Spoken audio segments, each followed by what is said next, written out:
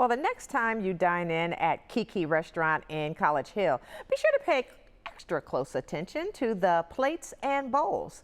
Believe it or not, they are actually made by our next guest, a ceramic artist from right here in Cincinnati.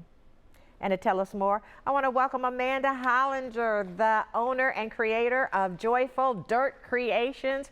Amanda, thank you for joining us today. Good morning. Good morning. Well, how did you get started in throwing clay, and how long have you been working with it?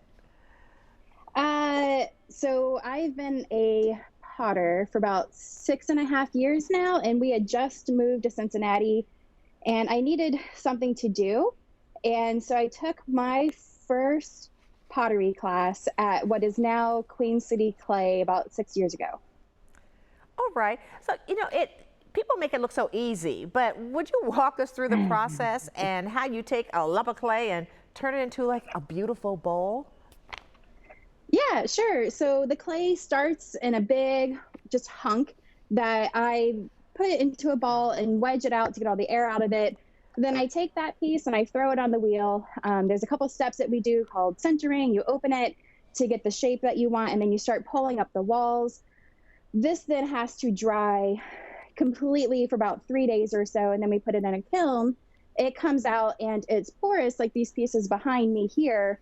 Then all of those pieces go through a process called glazing, where we take the piece and we dunk it in a liquid glaze, and then that goes into the kiln a second time. And then when that piece comes out, it's completely fired. So it's a very long, patient process. Well, let's talk about something, or can you show us something that you've made that you're really proud of? Yeah, so you guys had mentioned Kiki, which I think that is the thing I'm most proud of is working with Hideki and doing all the dishes for him. That was a great experience, and going to that store and eating off those was just fabulous. I really love making big bowls, and so like here's a bowl that's in process that I'm pretty proud of. I don't know, it's just that every piece has some bit of me, and there's always something I enjoy from it. So picking like the one favorite piece is a little bit hard, but my biggest accomplishment would definitely be working with the dishes for Kiki.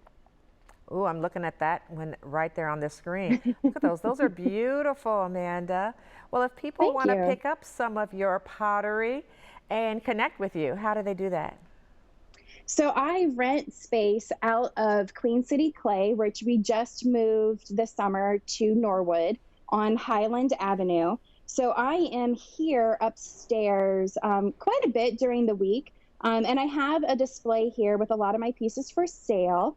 I also have pieces in a little shop in Wyoming called Nook, and so you can pick up my pieces there.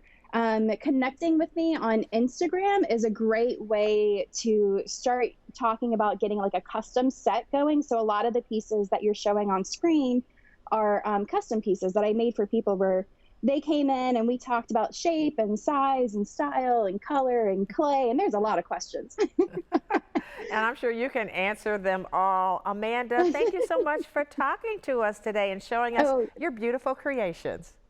Thank you for having me.